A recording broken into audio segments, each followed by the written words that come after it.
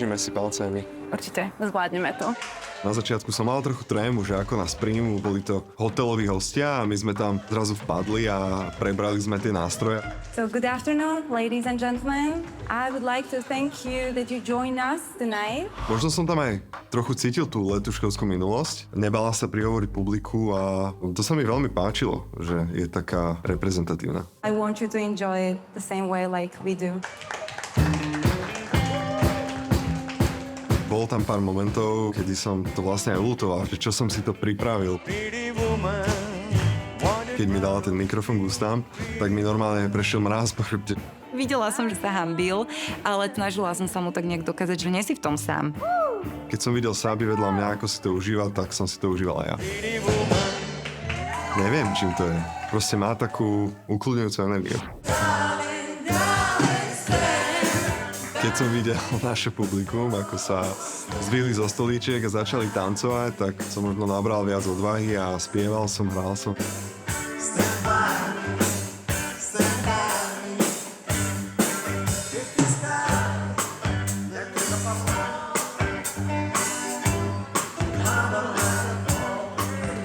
Atmosféra bola super, malo to svoje čaro, fakt.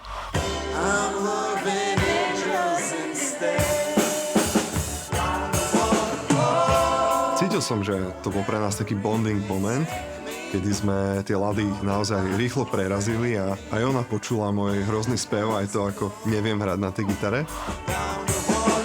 Adrian úplne si najviac išiel túto pesničku a musím povedať ale, že naozaj najlepšie nám išla. Cítili sme sa do nej veľmi. Možno to potom aj bolo vidno, že sme si to užívali. Určite nás to posililo. Fakt veľmi pekný moment.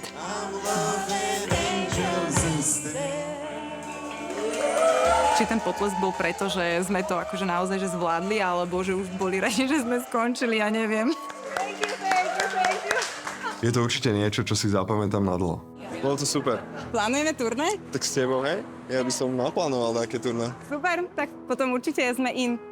Ukázalo to to, že vieme jeden druhého navzájom nejako podporiť a aj keď máme nejaké stresujúce situácie, takže to vieme spolu zvládnuť. Vydýchol si. Priznám sa, opadol. že mi to dalo zabrať, ale dobrá. Podľa mňa nás to niekam posunie. Myslíš? A kam? Kam nás Tak každé. Vždy, keď niečo v živote urobíš, tak to sa niekam posunie a buď možno, že ťa to viacej spojí, alebo... Myslíš, že nás to viacej spojí? No, možno áno. Jo? Chcela by si? Áno. Ja. Tak uvidíme. Kam sa to až dostane.